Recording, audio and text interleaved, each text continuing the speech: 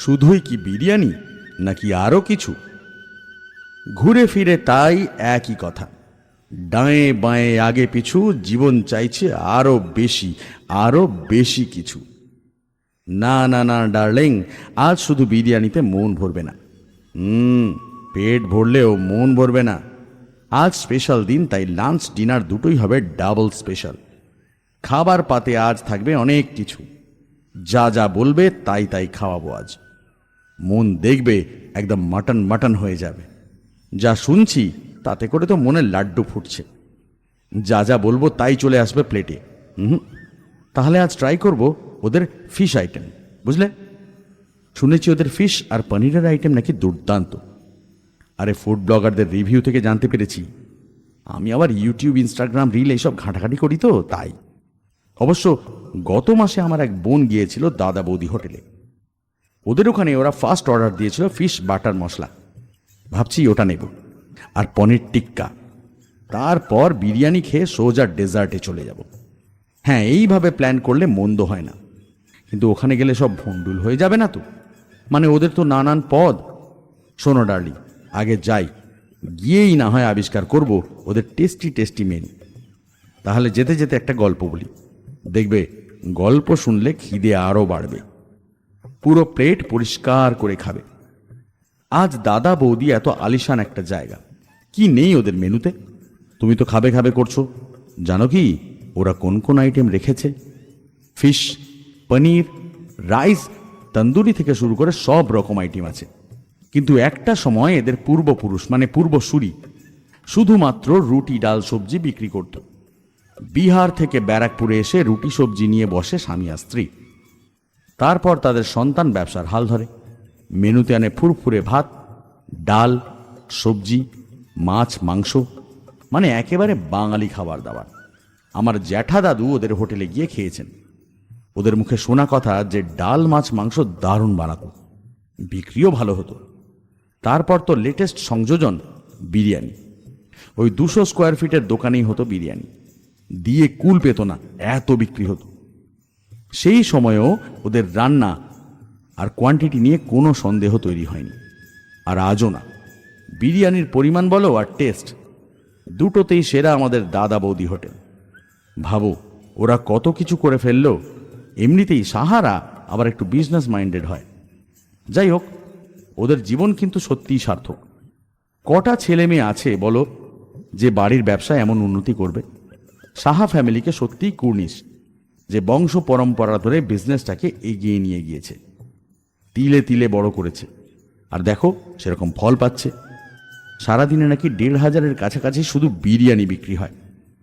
তার মধ্যে রয়েছে চিকেন তন্দুরি, বাটার নান, চিকেন টিক্কা মশালা, চিকেন রেজালা, চিকেন রেশমি কাবাব, পনির টিক্কা, মাশরুম টিক্কা, ফিশ টিক্কা, তন্দুরি পমফ্রেট, তন্দুরি প্রন, তন্দুরি ভেটকি, ফিশ বাঞ্জারা, পনির পোলাও, কাশ্মীরি পোলাও, মালাই কোফতা, হান্ডি পনির, ডাল তড়কা, ডাল মাখানি, আরও কত কিছু।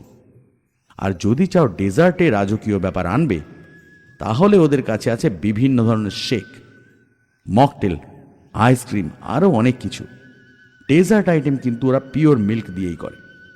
তাছাড়া যে মকটেল আছে ওগুলো খুবই রিফ্রেশিং।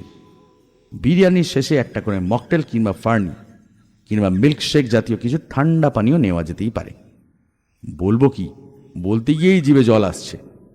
ওরা এত কিছু মেনুতে এনে রেখেছে যে কোনটা ছেড়ে কোনটা খাবো এটাই ভাবা মুশকিল। অর্ডার দেওয়ার আগে বারবার মেনু কার্ড দেখে পেট আর জিভকে জিজ্ঞেস করে নি, কিরে আজ কি কি খাবি? যাক, অনেক দিন দাদা বৌদি হোটেলে যাওয়া হয় না, তাহলে আজ হিপ হিপ হুররে দাদা বৌদি জিন্দাবাদ। আপনারাই ভাবুন, খাদ্যের তালিকাটা রীতিমতো কম নয়।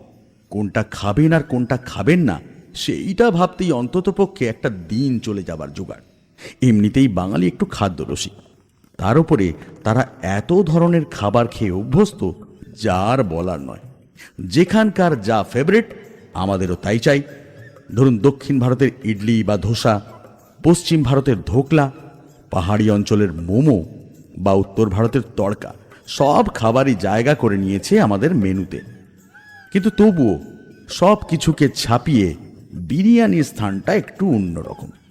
তাই আপনি সঙ্গে যা খুশি খান, কিন্তু of course main course is biryani. দোকানের ইউএসপি। আপনারা শুনছেন কুকু এফএম, আর আমরা শোনাচ্ছি দাদা বৌদি হোটেলের গপ্প।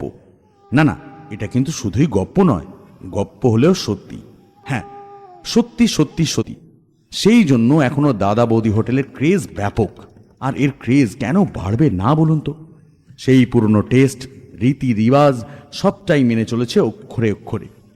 আজ দাদা বৌদি হোটেল হয়তো বিরাট আলিশান হোটেল, কিন্তু একটা সময় এটা ছিল মাত্র 200 স্কোয়ার ফিটের একটা দোকান, যেখানে শুধুই রুটি সবজি, ডাল ভাত, মাছ মাংস পাওয়া যেত। আজ ডাল ভাত রুটি সবজি নেই ঠিকই, কিন্তু সেদিনের মতন সুগন্ধি ক্লাস বিরিয়ানি আজও আছে। সারাদিনে কত হাঁড়ি যে তৈরি হয় তার ইয়ত্তা নেই, অথচ প্রতিটা হাঁড়িতে একই টেস্ট। কি আলু, কি মাংস, কি চাল, প্রত্যেকটা হাঁড়ির বিরিয়ানি যেন একই রকম। এ কি সম্ভব? উত্তর হ্যাঁ, সম্ভব। আর এই সম্ভব ব্যাপারটা গড়ে তুলতে পেরেছেন সাহা ব্রাদার্স। টেস্ট না হয় ছেড়েই দিলাম, এটা যারা খেয়েছে তারা জানে, কিন্তু এই টেস্টের বাইরে রয়েছে আরও একটা ব্যাপার, সেটা হলো এদের নাম।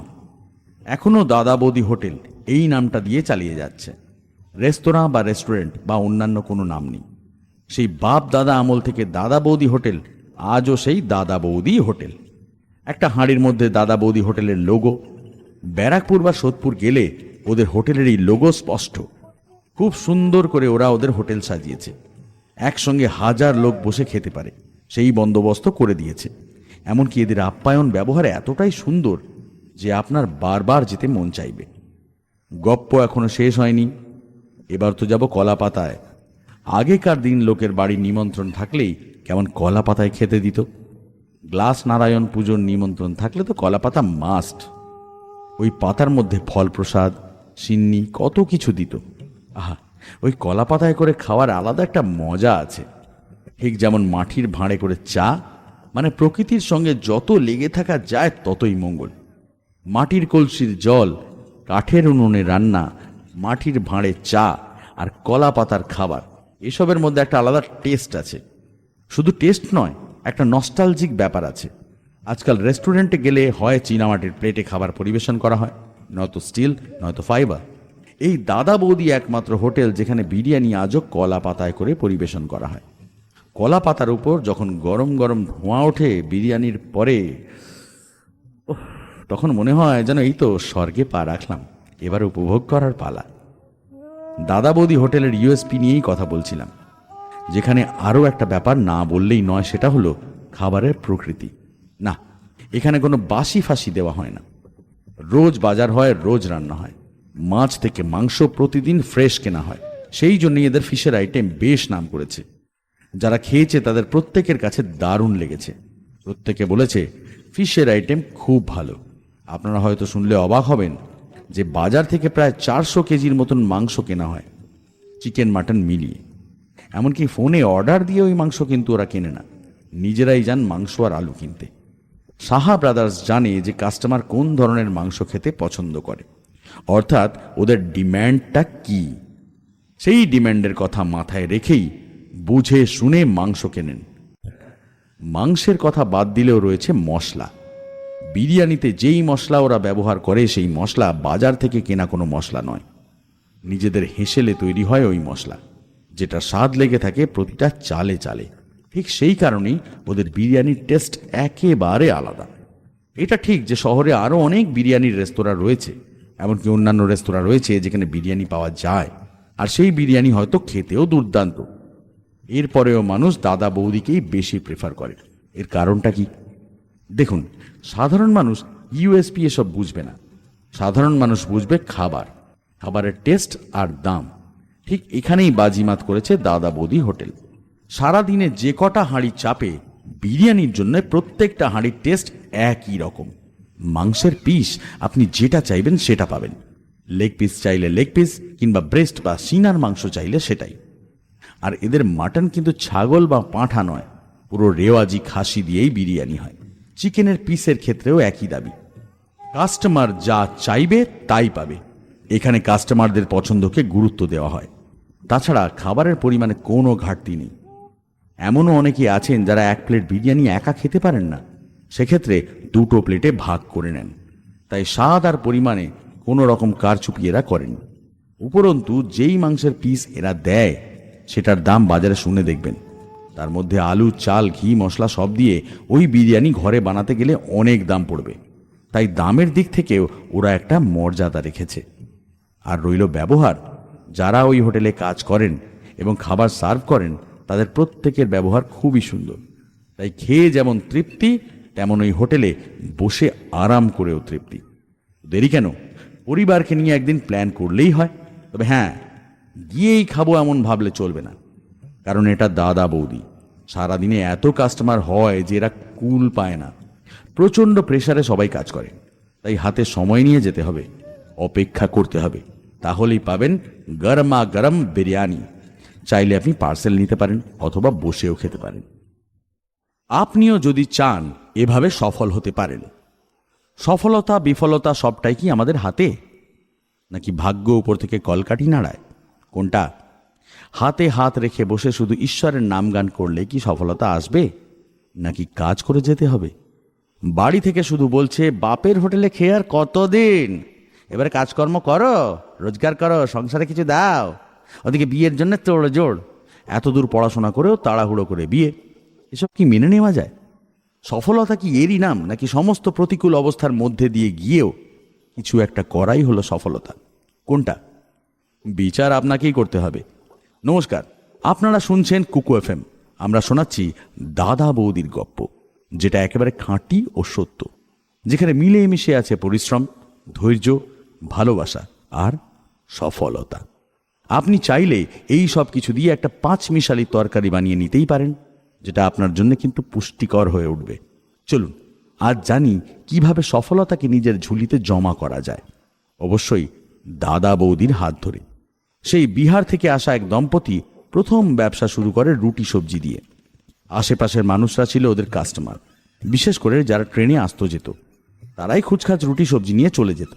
তখন খেয়ে চিনত ওদের কেউ না, যারা দোকানে খেতে যেত তারাই চিনত। কিন্তু আজ ওরা বটবৃক্ষে পরিণত হয়েছে।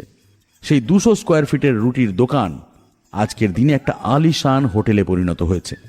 যাকে একটা সময় কেউ চিনত না, সে ধীরে ধীরে হয়ে উঠেছে বিরাট কিছু, যার নাম শুনলেই চোখে মুখে চমক লাগে।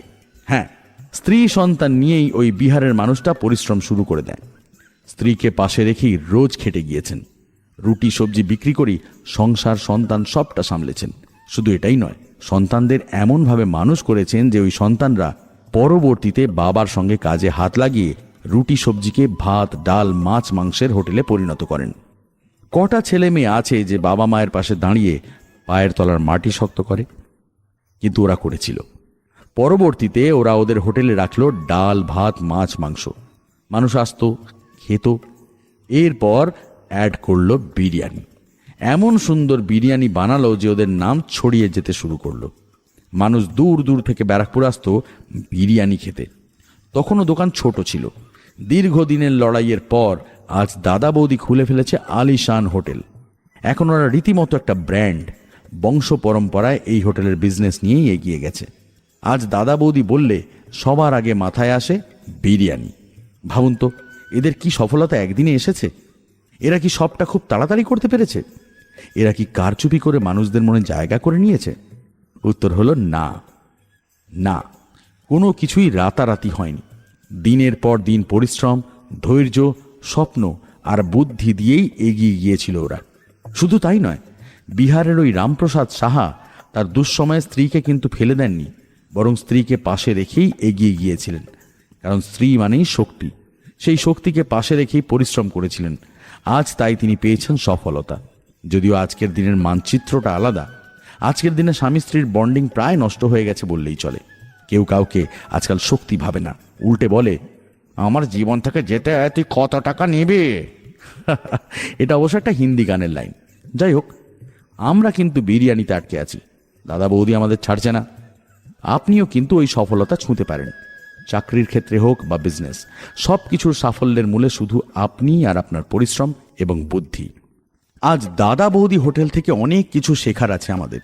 শুধু গেলাম, খেলাম আর খেয়ে এসে লোকজনকে গল্প করলাম, সেলফি তুলে সোশ্যাল মিডিয়ায় পোস্ট করলাম, এইভাবেই কি চলে যাবে? নাকি ওদের হাঁড়ির ভিতরে যেই গল্প আছে সেই গল্প টেনে বের করে কিছু শিখব? কোনটা? দাদা বৌদি শুধু বিরিয়ানি মহল নয়, ব্র্যান্ডেড রেস্তোরাঁ নয়, ওটা আজ একটা প্রেরণা। ওই দাদা বৌদি বুঝিয়ে দিয়েছে স্বামী স্ত্রী একসঙ্গে থাকলে দুনিয়া জয় করা যায়। ওই দাদা বৌদি শিখিয়ে দিয়েছে কিভাবে পরিশ্রম করতে হয়। ওই দাদা বৌদি জানিয়েছে কাস্টমার হলো শেষ কথা। ওই দাদা বৌদি বুঝিয়ে দিয়েছে কোয়ালিটি ও কোয়ান্টিটি হলো শেষ কথা। বাবা মায়ের পাশে কিভাবে দাঁড়ানো যায় সেটাও শিখিয়েছে দাদা বৌদি হোটেল।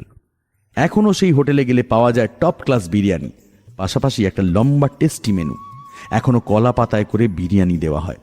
এখনও সেই একই নাম, দাদা বৌদি হোটেল। এখনও বিরিয়ানির মাংসের পিস হোক বা টেস্ট, পুরো সেম টু সেম। স্বাদ আর পরিমাণ নিয়ে কোনো রকম কারচুপি নয়। আগেও যেমন ছিল এখনও তেমন আছে। আগাগোড়া কাস্টমারদের প্রাধান্য দিয়েই এরা দিনের পর দিন ব্যবসা চালিয়ে যাচ্ছে। কাস্টমার কি চাইছে সেটাই বেশি গুরুত্বপূর্ণ এদের কাছে। ঠিক সেই জন্য আজ দাদা বৌদি নাম শুনলেই জিভের জল আসে আর পেটে ছুঁচোয় ডন মারে। এতগুলো এপিসোড ধরে শুধু কুকু এফএম শোনালো দাদা বৌদির হোটেলের খুঁটিনাটি। এদের পুরো জার্নি তুলে ধরা হলো প্রতিটা পর্বে। নিশ্চয়ই এই গোটা এপিসোড আপনাদের পছন্দ হয়েছে, নিশ্চয়ই বিজনেস ক্লু পেয়েছেন। তাই আর দেরি নয়, এবারে ক্যারিয়ারের কথা ভেবে লেগে পড়ুন।